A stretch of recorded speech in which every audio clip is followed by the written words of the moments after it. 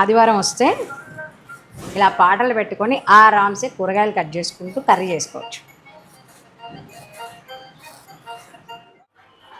So Sunday వస్తే ఇలా నచ్చిన నాన్ వెజ్ కర్రీ ఏదైనా చేసేసుకోవచ్చు. ప్రశాంతంగా రోజులా హడావుడిగా కాకుండా ఒక ముద్ద ప్రశాంతంగా తినచ్చు. ఇలాంటి బౌల్స్ కూడా ప్రశాంతంగా నవ్వచ్చు. సండే వస్తే ఇల్లంతా నీట్గా పెట్టుకొని బాత్రూమ్లు కడుక్కొని మనం ఎంత అర్బాన్ వాళ్ళతో క్లీన్ చేయించుకున్నా ఖచ్చితంగా మళ్ళీ మనం క్లీన్ చేసుకోవాలి. ఇలా సండే వస్తే బట్టలు కూడా మడతేసుకోవచ్చు. సో సండే వస్తే నచ్చిన వంట చేసుకోవచ్చు, ఇల్లంతా శుభ్రం చేసుకోవచ్చు, నచ్చిన షాపింగ్కి అయినా వెళ్ళొచ్చు, లేదా నచ్చిన సినిమా పెట్టుకొని ప్రశాంతంగా చూస్తూ అందరితో కలిసి కూర్చొని తింటూ ఇల్లంతా చక్కదిద్దుకోవచ్చు, లేదా ప్రశాంతంగా పడుకోవచ్చు. మీలో ఎంతమందికి సండే అంటే ఇష్టం? ఎంతమంది సండే వస్తుందా అని ఎదురు చూస్తూ ఉంటారు?